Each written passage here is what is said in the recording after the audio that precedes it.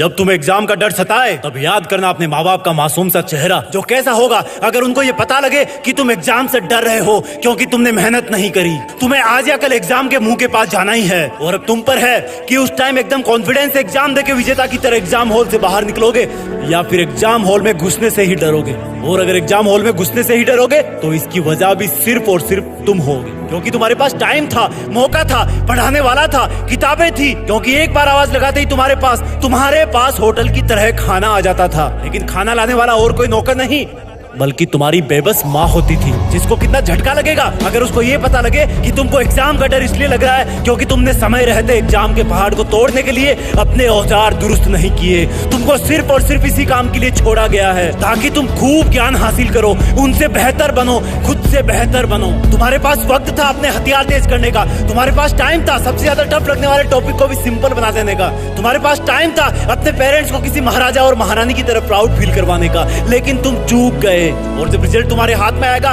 तब तुम सोचोगे कि यार अगर 2 नंबर और आते तो मेरी पसंद की कॉलेज में घर के पास ही एडमिशन मिल जाता। वो तुम्हें तब रियलाइज होगा जब तुम पहली बार हॉस्टल के लिए अपना सामान पैक कर रहे होंगे। अलग होने के लिए गम में रो तुम भी रहे होंगे, रो माँ बाप भी रहे होंगे कि बेटा तो पढ़ता था, शायद हमारे में ही कोई कमी रह गई इसलिए आज हमें छोड़कर पढ़ने के लिए दूर जा रहा है। तुम्हारे पास और उनके पास सिर्फ पछताने के अलावा कुछ नहीं बचेगा। लेकिन खुशी की बात यह है कि ऐसा हो सकता है, लेकिन ऐसा हुआ नहीं क्योंकि अभी बाजी तुम्हारे हाथ में है। एग्जाम का लड़ने का वक्त तुम्हारे पास में है और कोई हो ना हो तुम तुम्हारे साथ हो। याद करो वो दिन जब तुम अच्छी पढ़ाई करते हो और उस दिन शाम को तुम्हें बहुत खुशी होती है और अंदर से संतुष्टि मिलती है कि क्या खूब पढ़ा आज में, क्या खूब लड़ा मैथ्स के सवालों से आज में। और जब इसी तरह अपने आप को बेहतर बनाने की कोशिश तुम हमेशा करते रहोगे तो एक दिन लोग कहेंगे अपने बच्चों को कि चल तुझे एक ऐसे इंसान से मिला के लाता हूं जो कभी भी एग्जाम से नहीं डरा, क्योंकि वो जानता था कि मुझे क्या आता है और क्या नहीं आता और जो नहीं आता उसको कैसे लाना है। वो ये भी बोलेंगे कि ये वो इंसान है जिसने कभी भी कितनी भी बड़ी एग्जाम में हार नहीं मानी। और यही स्टूडेंट लाइफ में हार नहीं मानने वाली क्वालिटी तुम्हें पता है कहां से कहां तक पहुंचा सकती है। तुम्हें नहीं दुनिया को पता लगेगा किसी दिन कि तुम इस हार नहीं मानने वाली, एग्जाम से भी नहीं डरने वाली और एग्जाम का डट करके मुकाबला करने वाली क्वालिटी से कहां तक पहुंच गए। क्योंकि राज की बात यह है कि दुनिया में जितने भी महान इंसानों को तुम किताबों में पढ़ते हो, उनके बारे में सुनते हो, उन्होंने हर डर को चुनौती के रूप में स्वीकार किया है।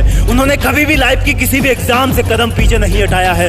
भले ही वो एग्जाम के रिजल्ट में हारे लेकिन कभी भी मन से नहीं हारे। पहले के जमाने में बच्चों को थोड़ा सा बड़ा होते ही गुरुकुल में छोड़ देते थे, वहां पर वो माँ बाप से दूर कई साल तक रहते थे। वो पढ़ते थे और कसरत करते थे, अपने गुरुजी, गुरुकुल और परिवार का मान बढ़ाते थे और वही बालक बड़े होकर कोई राम बन जाते थे, कोई अर्जुन बन जाते थे, जिनके शौर्य की गाथा कई आसमान गाते थे और अब भी गाते आ रहे हैं। मेरा यकीन मानो पढ़ने लिखने की उम्र में दिमाग पर लगने वाला प्रेशर रियल लाइफ के प्रेशर से बहुत कम होता है। जब अर्जुन गुरुकुल में सीख रहे थे तो शायद उनको भी पता नहीं था कि ये तो प्रैक्टिस है। हकीकत में तो उनको अपना कर्म निभाने के लिए अपने ही रिश्तेदारों के विरुद्ध धर्म युद्ध करना पड़ेगा। कितना मुश्किल रहा होगा उनके लिए। कभी सोचा अपने माँ बाप के चेहरे पर इतनी झुर्रियां क्यों है? क्या वो तुम्हें लेके क्या क्या सपने सजोते हैं? गुरुकुल में जाने वालों को अपने माँ बाप के चरणों में रहने का अवसर कई साल तक वापस नहीं मिल पाता था, लेकिन तुम इतने लकी हो कि अगर दूर भी रहो तो वीडियो कॉल पर चेहरा देख सकते हो। समझो कि तुम कितने लकी हो जो तुम इस वीडियो को अपने खुद के मोबाइल में देख पा रहे हो। हर किसी को ऐसा सौभाग्य नहीं मिलता, लेकिन जिस उम्र में तुम्हें आगे आने वाली लाइफ के लिए मानसिक और शारीरिक तौर पर तैयार होने की जिम्मेदारी मिले तो उस जिम्मेदारी को कभी नहीं छोड़ना।